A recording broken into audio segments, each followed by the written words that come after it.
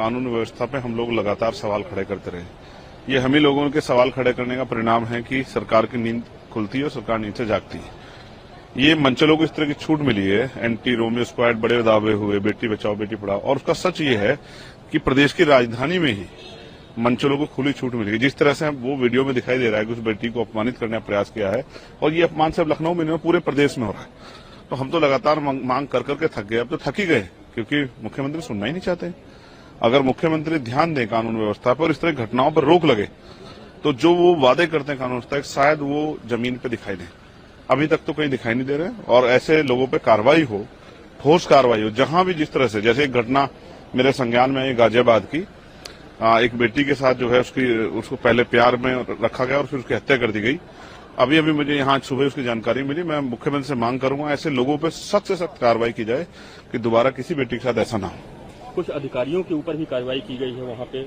ये जो जनता में आक्रोश हुआ, उसके बाद जो है सरकार को कार्रवाई करनी पड़ी। मैं तो कह रहा हूं निचले स्तर के जो कर्मचारी, उस पर कार्रवाई करने के बजाय जो जिले लेवल पे कर्मचारी बैठे हैं, अधिकारी बैठे, उन पे कार्रवाई की जाएगी। तो देखिए, ऊपर कार्रवाई होगी तो नीचे वाले सब ठीक हो जाएंगे।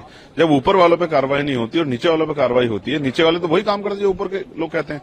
तो डिस्ट्रिक्ट लेवल के अधिकारियों पे कार्रवाई हो, तब जाके ये खाना पूर्ति करो, निचले अधिकारियों पर कार्रवाई ना की जाए, ऊपर के अधिकारियों पर कार्रवाई की, क्योंकि उन्हीं की देखरेख में जिला चलता है। और प्रदेश की राजधानी का मामला, क्या छवि बनेगी देश में अगर उत्तर प्रदेश की राजधानी में महिलाएं सुरक्षित नहीं। और हम भी उत्तर प्रदेश से आते हैं, नगीना लोकसभा से हम लोग आते हैं, सहारनपुर के रहने वाले, तो हमें उत्तर प्रदेश की बहुत चिंता है।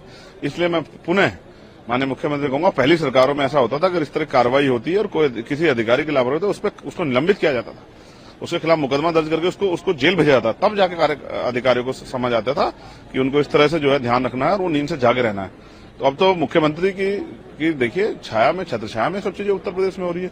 तो मुख्यमंत्री जी को उसका कठोर संज्ञान लेना चाहिए और नीचे ऑर्डर करने चाहिए सभी जिलों में, अगर महिला उत्पीड़न कोई भी घटना हो तो उस पर जाति धर्म से ऊपर उठ के ठोस कार्रवाई की जाए, किसी अपराधी को बचाना जाए, जो सत्ता पक्ष का हो चाहे विपक्ष का हो, सब पे गजब की कार्रवाई हो, जिससे कि आरोपियों के और मंचलों के हौसले जमी दज हो जाए।